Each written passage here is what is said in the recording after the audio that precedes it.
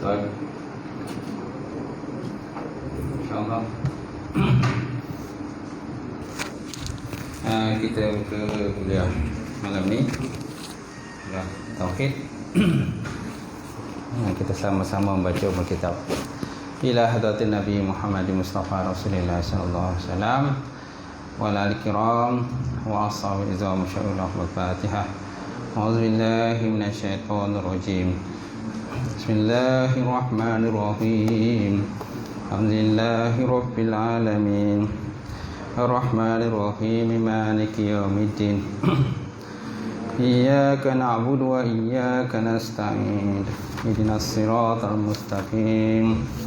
Siratal ladzina an'amta 'alaihim ghairil maghdubi 'alaihim waladdallin. Amin. Assalamualaikum warahmatullahi ta'ala wabarakatuh. Alhamdulillahilladzi anzala ala abdihil kitab wa lam yaj'al lahu 'iwaja qayyiman yunzira ba'san syadidan min ladunhu wa yubashshirul mu'minina allazina ya'maluna shalihat anna lahum ajran hasana makisina fihi abada. Asyhadu an la ilaha illallah wahdahu la syarikalah wa asyhadu anna Muhammadan 'abduhu wa rasuluh. Allahumma salli wa sallim ala sayyidina wa nabina wa habibina wa maulana Muhammad imamil muttaqin wa qaidul mujahidin wa ala alihi wa sahbihi ajma'in, amma ba'd. Qala Allah subhanahu wa ta'ala fi kitabil karim ba'da auzubillahi minasyaitonir rajim wal 'asr innal insana lafi khusr illal ladzina amanu wa 'amilus solihati wa tawassaw bil haqq wa tawassaw bis sabr. Subhanallahul azim. Maksudnya dari masa seluruh manusia itu semuanya berada dalam kerugian kecuali orang-orang beriman serta mengerjakan amalan soleh dan berpesan dengan kebenaran serta berpesan dengan kesabaran. Waqala Nabi sallallahu alaihi wa ala alihi wasallam, ma yuridullahu bihi khairan yufaqihu fiddin.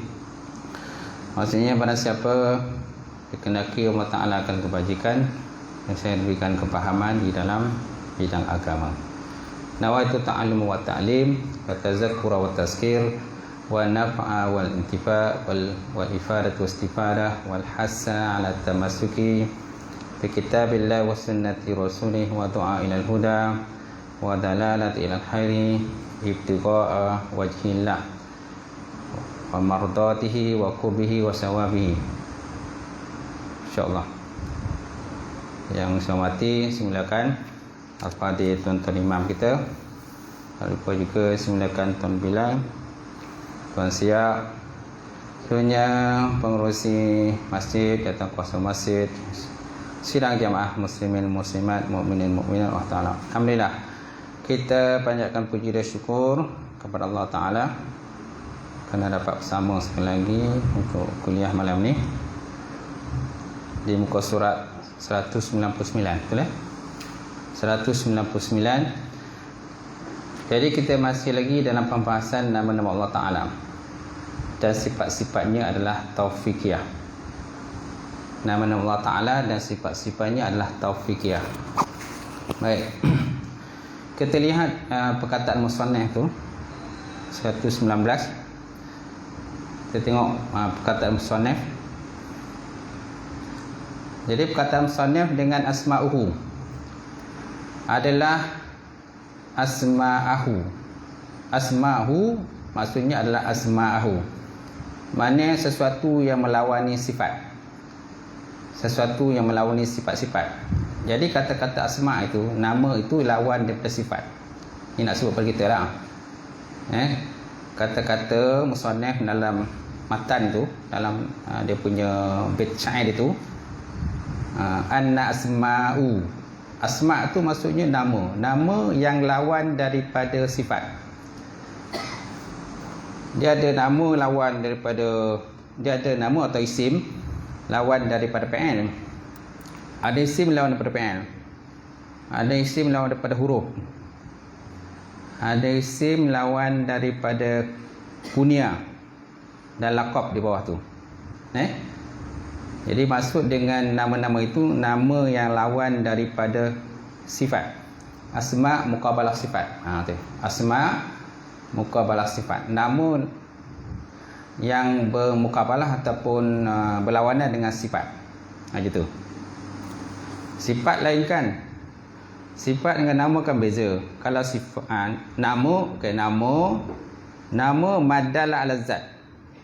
Nama kalau segi definisinya ataupun isim, yang isim yang lawan pada sifat ini maksudnya madal ala sifat. Sesuatu yang ditunjuk di atas zat. Madal ala zat, sesuatu ditunjuk atas zat.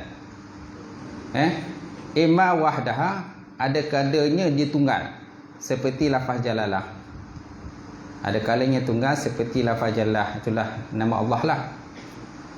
Wa imma ma'sifat, dan ada kalanya disandarkan ataupun digabungkan, dikombinkan dengan sifat seperti Ar-Rahman. Seperti Ar-Rahman, Allah Ta'ala yang Maha Penyayang, pemurah kan, pemurah. Ar-Rahman Rahim, pemurah lagi Maha Penyayang. Ar-Rahim Rahim, penyayang lah. Jadi maksud dengan isim itu madal ala zat, sesuatu yang ditunjuk di atas zat.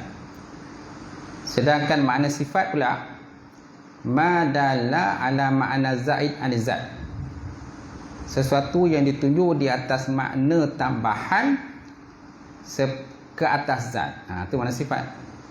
Sesuatu yang ditunjukkan di atas makna yang tambahan di atas zat. Contohnya kudrah. Kudrat ataupun kudrah, fa innahu dalla 'alal ma'na al-qa'im bizat. Kerana sesungguhnya kudrah itu ialah satu benda ataupun satu perkara yang dia tunjuk di atas makna yang berdiri dengan zat Allah Ta'ala. Dengan makna yang berdiri dengan zat Allah Ta'ala. Itu maksudnya yang musannif nak cakap kita di sini. Jadi perkataan musannif asma'ahu maksudnya asma'u maksudnya asma'ahu. Ya, ini sesuatu yang berlawanan dengan sifat-sifat. Gitu. Maka isim atau nama adalah sesuatu yang menunjuk atas zat, dan sifat adalah sesuatu yang menunjuk atas makna yang lebih di atas zat. Itulah. Jadi bila kita sebut dengan isim ataupun nama, ialah sesuatu yang menunjuk di atas zat Allah Ta'ala, di atas zat Allah. Madalla ala zat.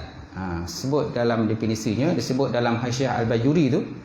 Sebut dalam Hasyiah Al-Bajuri syarah kepada Jawahir Tauhid, dia kata al-ismu madalla ala zat. Nama di sini maksudnya nama yang ditunjuk di atas zat Allah Ta'ala. Gitu. Sedangkan sifat tadi sesuatu yang ditunjuk di atas makna tambahan di atas zat Allah Ta'ala. Ataupun makna lebih di atas zat Allah Ta'ala. Dan bukanlah yang dimaksud dengan isim di situ adalah sesuatu yang berlawanan dengan fi'il dan huruf, dan tidak pula sesuatu yang melawani kunyah dan laqab. Jadi maksud musannif satu pengarang, bukanlah isim disebut dalam bait syair ini, bukanlah isim lawan daripada fi'il, dan juga bukan isim lawan daripada huruf. Fi'il kan perbuatan kan. Kalau kita belajar nahwu kan, kita akan didedahkan yang pertama kalimat isim, lepas tu kalimat fi'il, perbuatan. Dia ada perbuatan yang telah berlaku dan akan berlaku. Kemudian huruf ialah kata sambungan, seperti ala di atas, fi di dalam ataupun pada kan, bi dengan, kaf seperti. Tri daripada huruf jar tu lah, dan banyak lagi lah huruf-huruf yang lain. Jadi maksud misalnya bukanlah isim disebut dalam syair itu, kalimat isim itu bukan isim lawan daripada fi'il, dan bukan isim dari lawan daripada huruf, dan tidak pula isim yang lawan daripada kunyah dan laqab. Apa maksud kunyah? Kunyah ialah sesuatu yang disandarkan dengan disebutkan abun ataupun ummun. Contoh Ummul Mukmin, Ummul Kasum, Abu Hurairah dan sebagainya.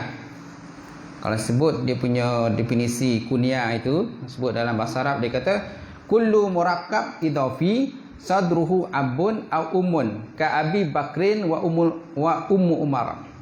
Setiap murakkab idhafi yang kata berangkai yang mulai dengan kalimah abun ataupun ummun, seperti Abu Bakar dan Ummu Umar. Seperti Abu Bakar dan Ummu Umar. Itu dikatakan kunyah. Okey, kemudian laqab. Laqab pula maknanya. Laqab dia kata kullu ma asy'aru bi raf'atin aw dha'fin. Sesuatu ungkapan menunjuk kepada kehebatan seseorang ataupun kekurangan seseorang. Seperti kalimat Ar-Rasyid, orang cerdik. Ar-Rasyid, kalimat cerdik. Kemudian wajahis. Jahis, orang yang mata hitam. Mata hitam banyak. Yang banyak mata hitam. Itu dikatakan sebagai laqab. Laqab ni ialah satu ungkapan menunjukkan kepada orang tu hebat ataupun tak hebat. Orang tu bagus ataupun tak bagus. Macam tu. Sedangkan kunyah tadi sesuatu kalimat yang tersusun yang ada disandarkan dengan abun, diterbitkan permulaan pada abun ataupun ummun. Ummul Mukminin kan, Abu Hurairah dan sebagainya. Itu dikatakan sebagai kunyah. Jadi kata musannif dalam matan itu waqtira annasma'uhu asma'u taufiqiyah. Jadi kalimat isim itu adalah lawan daripada sifat, bukan isim lawan daripada bukan isim lawan daripada PN, bukan isim lawan daripada huruf, dan bukan isim daripada lawan daripada kunyah, dan bukan isim daripada lawan daripada laqab. Itu yang disebut oleh musannif lah. Boleh? Baik. Seterusnya, kemudian perkataan musannif taufiqiyah. Artinya adalah yatawaqqafu jawazu itlaqiha alaihi ta'ala ala wurutiha fi kitabin aw sunnatin sahihatin aw hasanatin aw ijma'in. Apakah makna tawakuf? Tawakuf ataupun taufiqiyah. Makna taufiqiyah itu ialah tawakuf, terhenti. Terhenti jawazul itlaqiha, terhenti harus mengitlakkannya sesuatu atas Allah Ta'ala. Kan? Di dalam atas Allah Ta'ala, atas wurudnya, atas datangnya sesuatu itu di dalam Quran dan sunnah yang sahih ataupun sunnah yang hasan ataupun ijma' ulama. Itu. Mana sesuatu yang paling mudahnya, sesuatu yang ada dalil lah. Sesuatu yang ada sumber. Satu ada nas. Itulah dikatakan taufiqiyah. Itulah nama-nama Ta'ala tadi, dia ada nas lah.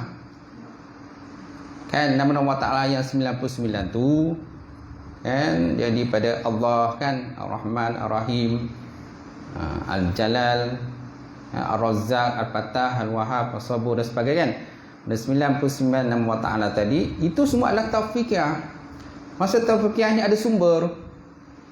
Ada sumbernya daripada Quran, Sunnah, ijma' ulama, qiyas dan sebagainya. Itu taufiqiyah lah. Sama juga tentang sembahyang. Sembahyang ada satu benda yang taufiqiyah. Puasa, zakat, haji itu benda yang taufiqiyah. Benda yang ada sumber nas saja. Itu juga dengan nama-nama Ta'ala sini. Mana taufiqiyah. Yatawaqqafu jawazu itlaqiha alaihi ta'ala ala wurudiha fi kitabin aw sunnatin sahihatin aw hasanatin aw ijma'in. Terhenti kebolehan mengitlakkannya. Itlak mana? Itlak mana tak ada kait lah. Itlak lawan kait. Mengitlakkannya atas Allah Ta'ala, atas wurudnya, wurud mana datang di dalam Quran dan sunnah yang sahih ataupun sunnah yang hasan, dalil hasan, hadis hasan ataupun ijma' ulama. Ataupun ijma' ulama. Mana ada sumber lah. Macam tu. Jadi lain halnya dengan sunnah yang dhaif. Lain halnya dengan sunnah yang dhaif, mana sumbernya dhaif. Jika kita menyatakan sesungguhnya masalah ini adalah kerana dari ilmiah. Sesungguhnya masalah ini adalah kerana dari ilmiah, iaitu i'tikad ataupun i'tikadiyah dalam bahasa Arabnya. Sesungguhnya masalah ini adalah kerana dari ilmiah. Bermaksud ilmiah i'tikadiyah. Ilmiah bermakna i'tikad. Bukan makna ilmiah bermakna ilmiah, tapi ilmiah bermakna i'tikad, pegangan. Dengan sekiranya ditingkatkan bahawa nama itu adalah di atas nama-nama Allah Subhanahu Wa Taala. Sekiranya ditingkatkan bahawa nama itu adalah semuanya adalah nama-nama Allah Subhanahu Wa Taala. Dan jika kita menyatakan sesungguhnya masalah ini adalah kerana dari amaliyah. Tadi ilmiah ni amaliyah pula. Tadi kalimatnya kalau ilmiah tu ain lam mim ya alif ta. Ain lam mim ya alif ta, ilmiah. Ilmiah bermakna i'tikadiyah, dia kata. Sebut dalam Syekh Bajuri. Dan jika kita menyatakan sesungguhnya masalah ini adalah kerana amaliyah. Amaliyah. Di sini amalan. Ain mim lam ya Ain mim lam ya alif ta. Ain mim lam ya mata. Amaliyah. Kan? Sekiranya kita mempergunakan dan mengitlaqkan atau matalah, maka sunnah yang dhaif adalah mencukupi pada yang demikian. Kerana para ulama berkata al-hadis dhaif yu'malu fihi fi fadhil amal. Hadis yang lemah diamalkan pada kelebihan beramal sahaja. Jadi maknanya segala sumber-sumber yang kita nak sebut berkenaan dengan nama-nama Allah Ta'ala ni mestilah disumberkan kepada hadis sahih. Hadis sahih, kemudian ijma' ulama ataupun hadis hasan, ataupun sebut dalam Quran ataupun hadis Rasulullah SAW. Tak boleh kita menggunakan hadis dhaif. Kalau hadis dhaif ni hanya sekadar untuk amaliyah sajalah, untuk beramal bolehlah. Untuk beramal, untuk kita nak wirid-wirid kan dengan nama Allah Ta'ala tadi. Contohnya kalau kita baca contohnya kalimat Asma' Husna tu, kita sebut apa kelebihan dia. Kita sebut as-sabur. As-sabur, kita bizikir as-sabur banyak sekali kan. Itu dari segi orang kata fadilah amaliyah boleh, walaupun tak ada sumber hadis sahih pun tak apa. Dhaif dia pun boleh beramal. Ataupun kita baca ya ghani ya mughni aghnini bihalalika, walaupun contohlah sumber tu tak sahih, dhaif saja, so tak ada masalah, beramal je lah. Tapi kalau kita nak jadikan sebagai hujah, berdebat dengan orang, mesti guna hadis yang sahih. Itu al-hadis dhaif dikata yu'malu bihi fi fadil amal. Hadis yang dhaif dia amal pada kelebihan beramal sahaja, tak boleh kita berhujah. Macam tu. Adapun kias, maka dikatakan bahawa dia seperti ijma' ulama selama tidak dhaif. Adapun kias, kan kita ada 4 sumber kan, kita mazhab Syafi'i ni. Pertama Quran, kedua hadis, ketiga ijma' ulama, dengan 4 kias kan, kias. Okey, kias ni boleh kita guna pakailah. Kalau tak ada sumber tu dalam Quran dan hadis, tak ada ijma' ulama, kita guna kias. Adapun kias, maka dikatakan bahawa dia seperti ijma' selama mana tidak dhaif. Selama mana tidak dhaif yang kita nak kiaskan tadi, kita nak kias sesuatu mestilah asal sumber ni mestilah sahih. Kita nak kias sesuatu tu asalnya mestilah sahih dulu. Macam tu. Contohnya arak itu apa? Dadah itu memabuk. Dadah itu diharamkan. Dadah haram, ganja haram. Kenapa? Kerana kias. Kias berdasarkan kepada memabukkan. Kullu muskirin haram. Setiap benda haram, setiap mabuk kan haram kan? Jadi dikias. Jadi makna sumber kias itu sahih. Macam tu. Baik, berdasarkan ini maka dikiaskan lafaz wahid. Maka berdasarkan ini dikiaskan lafaz wahid berdasarkan ketidakwurudan, ketidakdatangannya atas lafaz wahab. Maka dikiaskan lafaz wahid. Wahid mana namanya? Yang memberi kan. Wahib yang memberi. Wahab yang banyak memberi. Dia ada tasydid. Wahib memberi. Ada siapa wahib sini? Tak ada ya? Wahab banyak. Abdul Wahab. Wahab. Okay? Jadi berdasarkan ni maka dikiaskan lafaz wahib berdasarkan ketidakurutan atas lafaz wahab. Dan sebagai ulama mengitlakkan tertegahnya kias. Ada sebagai ulama tak perlu nak kias macam ni lah, dia kata. Kalau sebagai ulama dia kata boleh kita kiaskan lafaz wahib ni daripada lafaz wahab.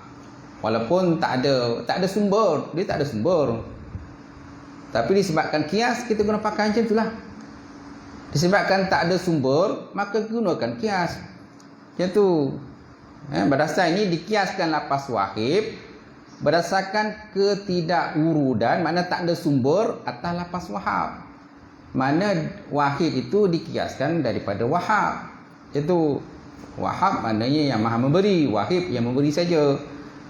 Jadi tak ada sumber, hujah tak ada, tapi kita boleh guna atas jalan kias lah. Itu macam tadi kan, dadah itu haram. Kenapa haram? Mana sumber haram? Tak, dalam Quran tak ada sebut pun dadah. Ya ada wa'ad dadah lah. Ya ada sebut wa'ad dadah yang disebut. Tapi kalimat dadah tak ada. Yang ada sebut hadis. Hadis sebut kullu muskirin haram.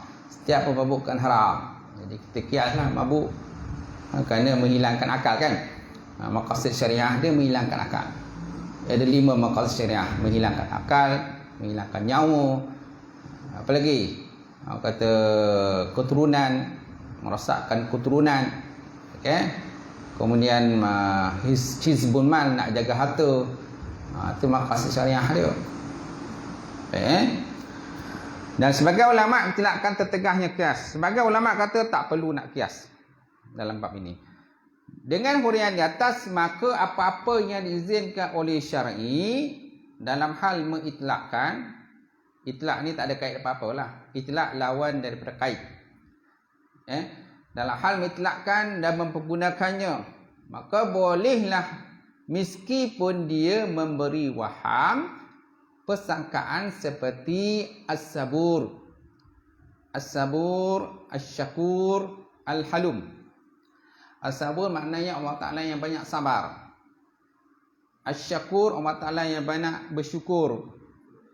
Al-halum Allah Ta'ala yang berbanyak lemah lembut. Jadi apakah maksud dengan as-sabur itu? Adakah as-sabur itu Allah Ta'ala diuji dengan berbagai ujian sehingga dia perlu bersabar?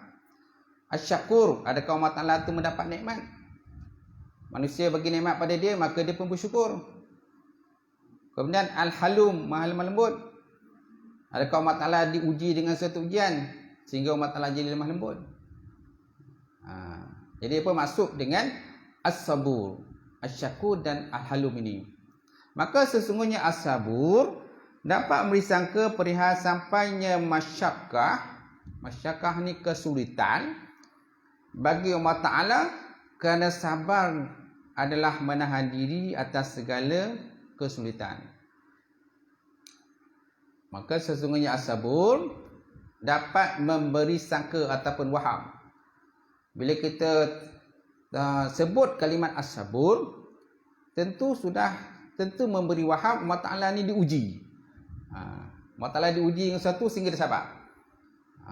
Dia akan beri waham macam itulah. Jadi maka sesungguhnya as-sabur dapat memberi sangka perihal sampainya masyakkah, kesulitan bagi Allah Ta'ala, kerana sabar adalah menahan diri daripada atas segala kesulitan. Maka ditaksirkan dia pada Allah Ta'ala dengan zat yang tidak menyegerakan seksa atas orang yang menderhakainya. Itu maksud as-sabur itu. As-sabur itu bukan makna as-sabur itu Allah Ta'ala diuji dengan berujian sehingga dia perlu bersabar. Sedangkan Allah Ta'ala tidak diuji. Yang diuji siapa? Manusia, kita yang diuji. Kita yang sepatutnya ada as-sabur, bersabar kan? Macam tu. Tapi sekarang ni as-sabur diletak pada Allah Ta'ala. Apakah makna as-sabur yang ada pada Allah? Maksud subhanahu wa ta'ala, maksudnya Allah yang tidak menyegerakan seksa atas orang yang derhaka pada dia. Itu maksudnya sabur. Manusia macam mana dia, manusia tu walaupun dia banyak dosa dan maksiat yang dibuat kepada Allah Ta'ala, kan? Dia tak solat, dia tak puasa, tak zakat, tak taat pada Allah Ta'ala, tapi Allah Ta'ala tetap as-sabur. Dia tak segera menyeksa hamba tadi. Dia bagi can lagi, dia bagi tempoh, kan? Bagi peluang lagi, sehingga hamba tadi kan bertaubat kepada Allah Ta'ala. Kemudian asy-syakur. Apa maksud asy-syakur? Asy-syakur memberi persangkaan perihal sampainya perbuatan baik kepada Allah, kerana maknanya adalah banyak bersyukur kepada orang yang berbuat baik kepadanya. Sedangkan semua perbuatan baik itu adalah daripada Allah Ta'ala. Kita akan faham itu bila kita sebut perkataan asy-syakur, tergambar pada kita bahawa kita bagi nikmat pada Allah, sehingga Allah Ta'ala perlu bersyukur. Sehingga Allah Ta'ala perlu bersyukur di atas nikmat yang kita bagi.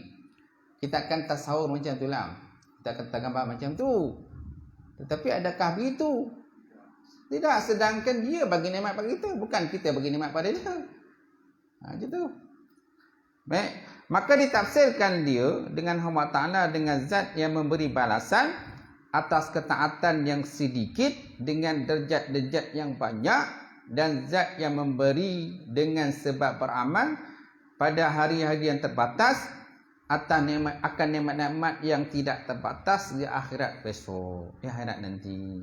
Itu maksudnya tafsiran daripada asy-syakur itu. Mana Allah Ta'ala bagi balasan atas ketaatan yang sedikit yang dibuat oleh manusia. Tak banyak pun ketaatan yang kita buat. Kalau disebahkan dengan umur kita, kan, umur kita, kan, dengan disebahkan dengan kesihatan tubuh badan yang Allah Ta'ala bagi, dengan kecantikan tubuh badan kita, muka yang handsome lawa, itu tak, dengan harta yang banyak Allah Ta'ala bagi pada kita. Separuh daripada manusia ni bagi harta yang banyak. Ada separuh manusia tu cukup makan je, kan? Macam tu. Kita akan terfikir begitu. Kita ada pun.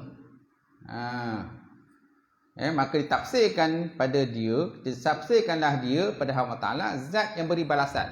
Itu maksudnya Allah Ta'ala bagi pelbagai nikmat pada kita, sedangkan kita buat amalan sedikit. Amalan sedikit kita buat, tapi Allah Ta'ala upkan kita punya pahala tu, berganda-ganda pahala yang kita buat. Apalagi contohnya bulan Ramadan, kan? Tengoklah, berganda-ganda pahala yang Allah Ta'ala bagi kita pada bulan Ramadan. Baik, kataan sedikit dengan darjat yang banyak, dan zat yang memberi dengan sebab beramal pada hari-hari yang terbatas atau nikmat-nikmat yang tidak terbatas di akhirat besok. Allah Ta'ala kurnia pada kita. Okey, ini satu pendapat lah berkenaan dengan asy-syakur. Ada pula pendapat menyatakan asy-syakur adalah orang yang memberi balasan atas perbuatan syukur. Ada pula definisi makna asy-syakur yang ada pada Allah Ta'ala itu, maknanya Allah yang beri balasan atas segala perbuatan manusia. Orang yang memberi balasan atas perbuatan syukur. Ada pula dikatakan dengan orang yang memuji. Adapun sesiapa pun yang mentaatinya. Siapa saja yang memuji Allah, siapa yang taat pada Allah Ta'ala, maka Allah Ta'ala menzahirkan akan sifat asy-syakur yang ada pada Allah. Kerana segala nama-nama Ta'ala ini, segala benda terdapat di alam ni, tuan-tuan, semuanya menzahirkan nama-nama Allah. Cara saya nak beritahu itu, kan, segala benda yang terdapat di alam ini semuanya menzahirkan segala nama-nama Allah Ta'ala tu yang banyak tu. Al-Qudrah, kan, Al-Qadir yang Maha Berkuasa, kan, Al-Wahhab, Al-Jabbar, Al-Takabbir, Al-Halim, apa lagi? Banyaklah. Ar-Rahman, Ar-Rahim, semuanya menzahirkan musamma. Dia musamma ni nama Allah Ta'ala, dia kembali pada Allah Ta'ala, zat Allah Ta'ala semulalah, betul. Baik, kemudian kita lihat Al-Halim pula. Al-Halim, apa maksud Al-Halim? Asal mana Halim ni lemah lembut. Macam mana lemah lembut Allah Ta'ala ni? Sedangkan Al-Halim memberi sangkaan perihal sampainya perbuatan menyakiti atas Allah Padahal tak ada seorang pun yang sampai tindakan menyakitinya kepada Allah. Kan? Bila kita sebut Al-Halim, Maha Lembut ni, sudah tentu kita tergambar, maknanya ada makhluk yang menyakiti Allah. Sehingga dia menjadi Al-Halim, Maha Lembut. Dia bersabar kan? Al-Halim, Maha Lembut. Kan? Daripada Allah. Macam Nabi kan? Nabi kan ada sifat Al-Halim. Rasulullah ada Al-Halim. Mana walaupun orang menyakiti Nabi, memusuhi Nabi kan, orang kata macam-macam lah. Orang Badui, kafir Quraisy kan, Abu Jahal, Abu Lahab sebagainya. Macam-macam dia sakiti Nabi kan. Tapi Nabi tetap Al-Halim, Maha Lembut. Adakah makna Halim itu begitu? Adakah makna Halim begitu? Macam tu kata Musannif. Sedangkan Halim memberi sangkaan perihal sampainya perbuatan mengikuti atas Allah Ta'ala. Padahal sebenarnya tak ada seorang pun yang sampai tindakan menyakiti Allah Ta'ala. Tak ada siapa pun nak sakiti Allah. Kalau manusia buat benda pun, Allah Ta'ala pun tak ada turunkan azab pun. Kalau manusia tak taat pada dia, manusia masih lagi bagi peluang pada dia, pada hamba tadi untuk bertaubat. Maka ditafsirkan dia pada Allah Ta'ala dengan zat yang tidak mempercepatkan seksa atas orang yang menderhakainya. Itu maksudnya. Tuan-tuan. Maka ditafsirkan lah dia pada Allah Ta'ala dengan zat yang tidak mempercepatkan seksa atas orang yang derhaka pada Allah. Maka kembali ia kepada mana as-sabur juga. Mana Al-Halim, as-sabur dekat dengan air. Mana Allah Ta'ala tidak cepat menyeksa. Apalagi umat baginda Rasulullah sallallahu alaihi wasallam ni. Kalau umat dulu pun macam tu juga. Allah Ta'ala bagi cal lagi. Walaupun berbagai seksaan yang dikenakan. Contohnya kaum Nabi Lut, kaum Nabi Hud, kaum Ad, kaum Samud, kaum Nabi Saleh. Macam-macam Allah Ta'ala balas pada mereka. Tapi Allah Ta'ala masih bagi cal lagi. Peluang lagi sebelum seksaan tu sampai, masih lagi dia bagi peluang lagi. Begitu juga dengan umat Nabi Yunus AS. Kan umatnya menolak kata dakwah Nabi Yunus. Sehingga Nabi Yunus kan mengajuk melarikan diri pada kaum dia. Macam tu. Kemudian datangnya azab Allah Ta'ala kan. Daripada seperti awan berwarna hitam tu, datang turunkan azab lah kepada umat Nabi Yunus tu. Tiba-tiba umat Nabi Yunus tu kata bertaubat kepada Allah. Bertaubat kepada Allah Ta'ala. Sedangkan Nabi Yunus tak ada masa tu, dah pergi ke situ. Jadi Allah kata Allah Ta'ala yang bersifat Al-Halim, Maha Lembut, tidak segera menyeksa, masih lagi bagi peluang kepada manusia. Apalagi umat baginda Rasulullah SAW lagi pula dia bagi peluang Allah Subhanahu Wa Ta'ala untuk bertaubat. Dan tidaklah dibantah perkataan kami bahawa tidak seorang pun yang sampai perbuatan menyakitinya kepada Allah. Dengan sabda Nabi Muhammad SAW, man aza musliman faqad azani, wa man azani faqad azanallah. Barang siapa yang menyakiti orang muslim, maka sungguh dia menyakiti aku. Barang siapa menyakiti aku, maka sesungguhnya dia menyakiti Allah. Kerana makna perkataan kami ini bahawa dia memperbuat bersama Allah, sebagaimana perbuatan orang yang menyakiti. Kan? Man azani, kan? Barang siapa menyakiti orang Islam, maka dia menyakiti aku, kata Nabi. Barang siapa menyakiti aku, maka sungguh dia menyakiti Allah Subhanahu Wa Ta'ala. Ini zahir hadis macam itulah. Zahirnya seolah kita yang menyakiti Allah Ta'ala. Tapi Allah Ta'ala tak ada kesan apa-apa pun kalau makhluk menyakiti dia. Kan manusia taat ke, tak taat ke? Kalau manusia tak taat, tak pun mengurang pun, tak kurang pun darjat Allah Ta'ala tu. Kalau manusia taat pun tidak akan menambahkan darjat Allah. Tak menambah dan tidak mengurangkan darjat Allah Ta'ala. Itu. Tapi kalau Allah Ta'ala dah murka, dah sampai muka Allah Ta'ala, habislah semua. Hancur dulu kan, dibinasakan oleh Allah SWT. Tak kasih can lah kalau Allah Ta'ala dah binasakan. Jadi siapa yang mengikuti orang Muslim, sesungguhnya dia yang mengikuti aku, kata Nabi. Siapa yang mengikuti aku, sesungguhnya dia mengikuti Allah.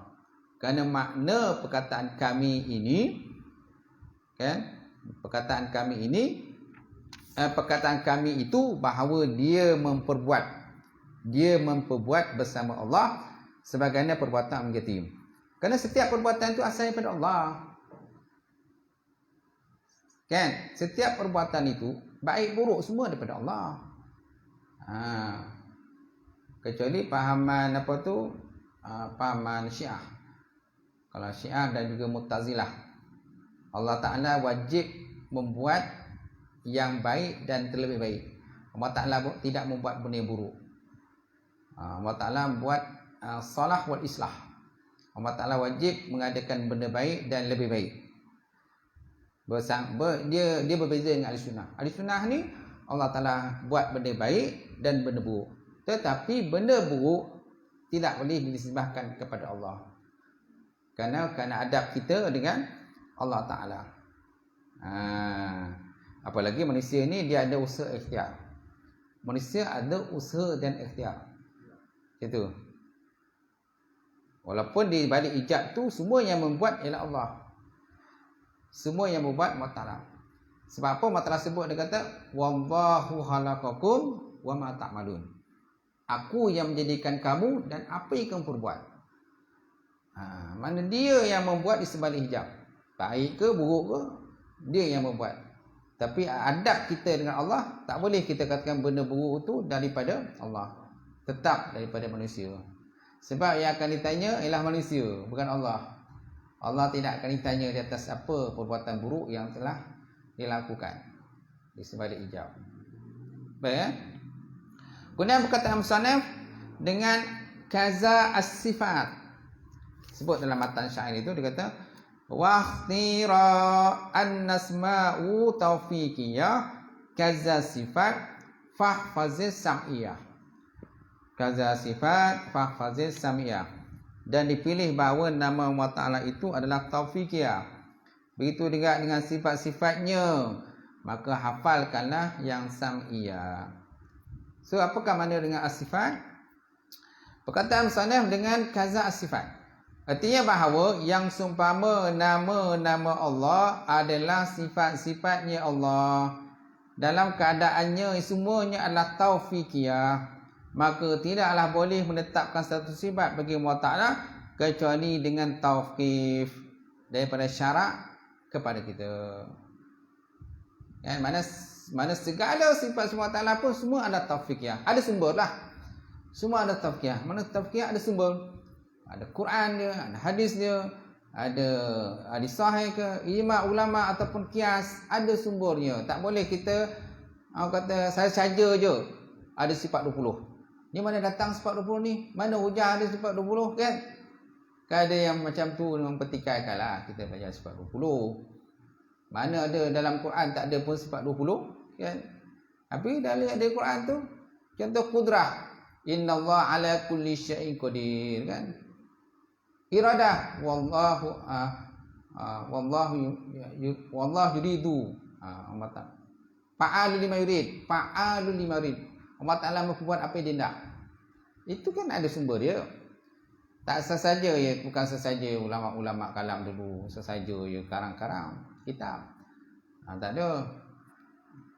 Malah ulama mengarang berjilid-jilid kitab dalam bab kata sifat 20 ni. Macam-macam kitab mengenai sifat 20. Malahan kata kitab Syarah Tauhid ni pun banyak dia punya syarah-syarah dia. Kan? Syarah Tauhid ni saja banyak syarah dia. Contoh syarahnya Mukhtasar Mufid. Mukhtasar Mufid syarah ya Tauhid. Ni kita semua kita Arab. Syekh Nuh bin Sulaiman Al-Qudha. Ni Qauli Syadid. Syarah ya Tauhid.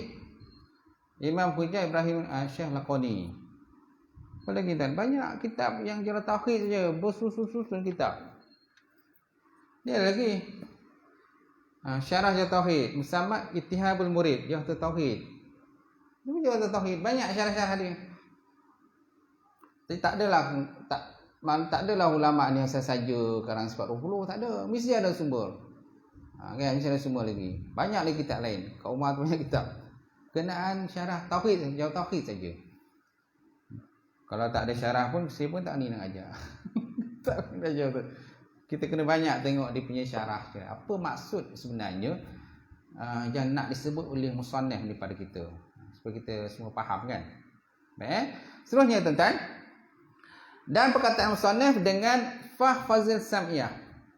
Fahfazil sam'iyah artinya bahawa jika engkau telah mengetahui bahawa pengitlaqan nama dan sifat-sifat atas Allah Ta'ala terhenti atas izin syar'i, maka hafalkanlah nama-nama dan sifat-sifat yang warid dengan sam'i tadi. Sam'iyat mana pendengaran. Baik secara hakikat seperti yang warid dalam Quran dan sunnah, ataupun secara hukum seperti yang tetap dengan ijma'. Seperti nama Allah Ta'ala seperti As-Sami'. As-Sami' seperti nama Allah Ta'ala As-Sami'. As-Sani'. Sani' Sad Alif Nun Ain. Sad Alif Nun Ain. Sani' ini yang membuat. Sana'a ni yang membuat, yang membina lah. Sama dengan mana Khaliq yang mencipta, yang membuat. Sani'.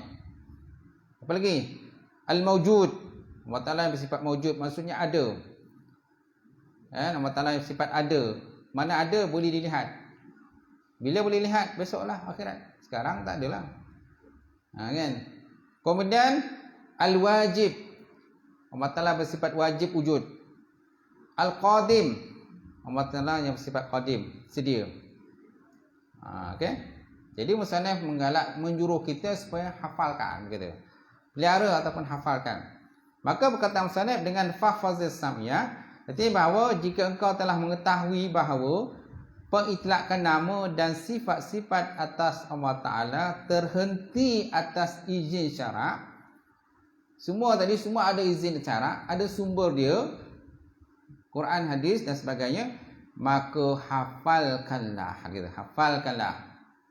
Mana boleh menghafal ni, peliharalah, jagalah nama-nama dan sifat-sifat yang warid dengan secara sam'iyat, pendengaran, kan, baik secara hakikat seperti yang warid dalam Quran dan sunnah, ataupun secara hukum seperti yang tetap dengan ijma' ulama, seperti Allah Ta'ala yang bersifat as-sani', Sad Alif Nun Ain, sani', mana yang membina, yang membuat, yang mencipta.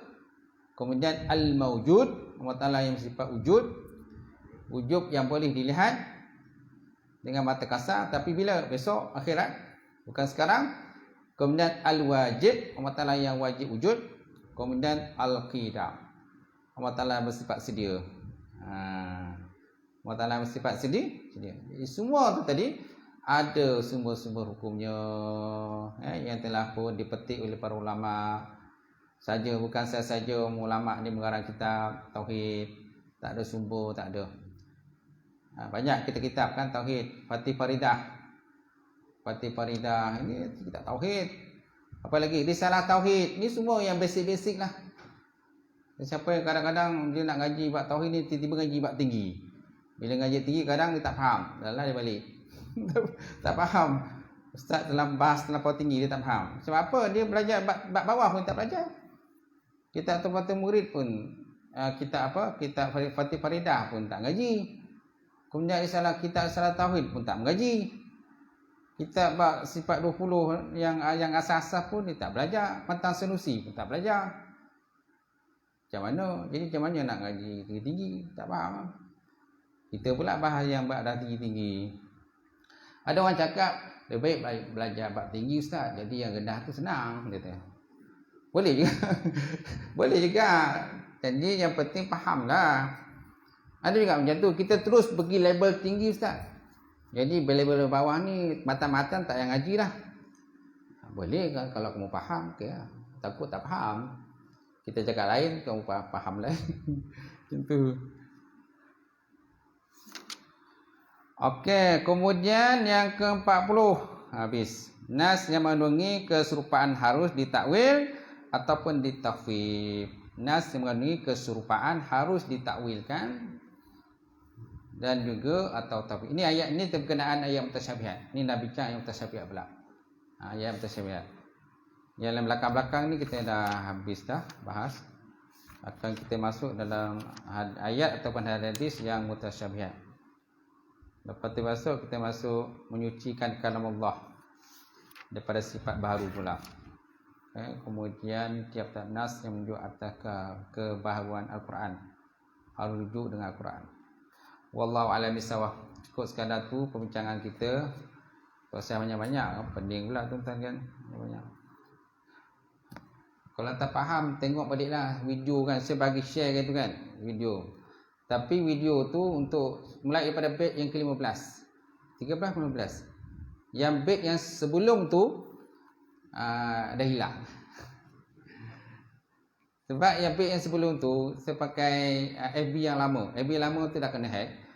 Jadi dalam tu banyak pun video-video juga. Tapi dah kena hack, dah tak dapat lagi video tu. Jadi yang dapat tu untuk bait yang ke 13 kot, 11 atau 13 kan. Bait 15 tak ada. Bait 15 tu waktu live tu gambar ada, suara tak ada. Jadi tak masukkanlah. Ada yang tu kan share kan. Petang boleh tengok balik lah. Simpanlah tu benda tu. Tu amal jariah saya tu. Nanti besok, kalau besok saya dah tak ada ke, meninggal ke. Jadi banyak yang video-video saya masukkan dalam YouTube tu, memang saya amal jariah saya lah. Tadi kan masuk kalau saya tak ada, meninggal ke kan, saya tahu. Jadi tuan-tuan boleh tengok lah video-video semua. Banyak tu. Banyak tempat saya mengajar, kuliah penuh. Banyak yang padat lah sebenarnya kuliah tu. Jadi tuan-tuan boleh tengok macam-macam kitab dalam tu saya ajar. Boleh tengok boleh lah. Okey, itu sahaja panjang itu. Sekian, wallahu a'lam bishawab. A'udzubillahi minasyaitonir rajim. Bismillahirrahmanirrahim. Alhamdulillahirabbil alamin wassalatu wassalamu ala asyrafil mursalin wa ala alihi wa sahbihi ajmain. Allahumma zidna ilman nafi'a wa yaqina as-sariqa ma'lum taqabbala wa halalan barakatan katsira wa ziyana fataya alim wa lana qulubana bi nuri ma'rifatika bi nuri ma'rifataka wa ftahna qul arifin. Allahumma faqina bidin, Allahumma faqina bidin, Allahumma ij'al hadza jam'al marhuma wa tafarruqana min ba'di tafarruqal ma'suma. Rabbana atina fid dunya hasanah wa fil akhirati hasanah wa qina azabannar. Subhana rabbika rabbil izzati amma yasifun wa salamun alal mursalin. Alhamdulillahi rabbil alamin. Qabbalallahu minkum.